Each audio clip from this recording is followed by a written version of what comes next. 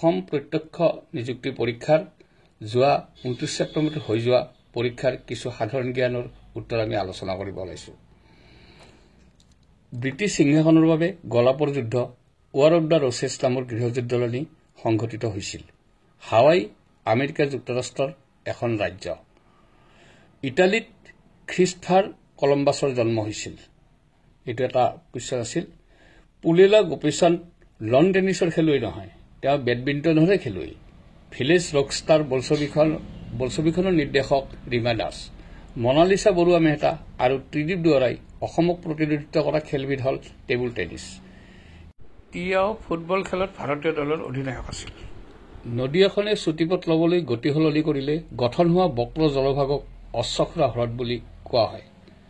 ভাৰতত বৰ্তমান প্ৰতিনিধিত্বমূলক গণতন্ত্ৰ প্ৰচলিত হৈ আছে। মেজৰ ধ্যানচান্দৰ সৈতে জড়িত খেলবিধ হ'ল হকী খেল। বৰ্তমান অস্তিত্ব নোহোৱা দেশখন হ'ল চেকস্লোভাকিয়া। সামগ্ৰী আৰু কৰ সেয়া ভাৰতৰ এক পৰোক্ষ কৰহে। টকাৰী হ'ল এক তাৰযুক্ত অসমৰ এবিধ বাদ্যযন্ত্ৰ।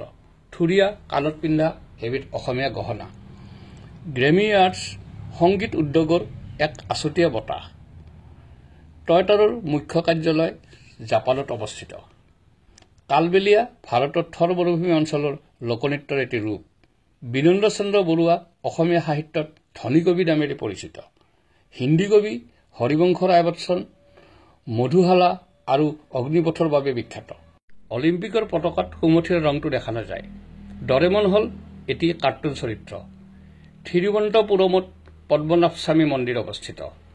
দাণ্ডিয়া ৰাস গুজৰাটৰ এক জনপ্ৰিয় লোকনৃত্য। পি.টি. উষাই এথলেটিক্সতহে অংশগ্ৰহণ কৰিছিল। চাণক্য সম্ৰাট চন্দ্ৰগুপ্ত মৌৰ্যৰ ৰাজকীয় উপদেষ্টা আছিল। ডক্টৰ বেজবৰুৱা বোলছবিৰ 1969 সংস্কৰণত নিপন গোস্বামীয়ে নাম ভূমিকাত অভিনয় কৰিছিল। উৰিষ্যা ভাৰতৰ হকী দলৰ চৰকাৰী পৃষ্ঠপোষক। দালাল ষ্ট্ৰীট মুম্বাইত অৱস্থিত। কিৰা আৰু ঘো ভূটানৰ জাতীয় সাজ পোছাক। প্ৰাইড এণ্ড প্ৰিজুডিচ নামৰ গ্ৰন্থখন জেন অষ্টিনে লিখিছিল। কুমাৰ ভাস্কৰ বৰ্মাৰ ৰাজত্বকালত হিয়ন চাং নামৰ চীনা পৰিব্ৰাজকগৰাকীয়ে কামৰূপ ৰাজ্য ভ্ৰমণ কৰিছিল।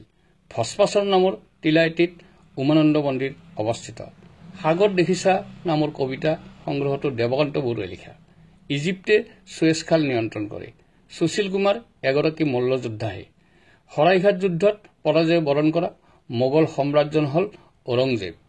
ভাৰতৰ সংবিধানত অৱশিষ্ট ক্ষমতাৰ ধাৰণাটো কানাডাৰ পৰা লোৱা হৈছে। অসমৰ জৈৱ শোধনাগাৰ প্ৰাইভেট লিমিটেডত ব্যৱহৃত প্ৰাথমিক কেঁচামাল হ'ল বাঁহ।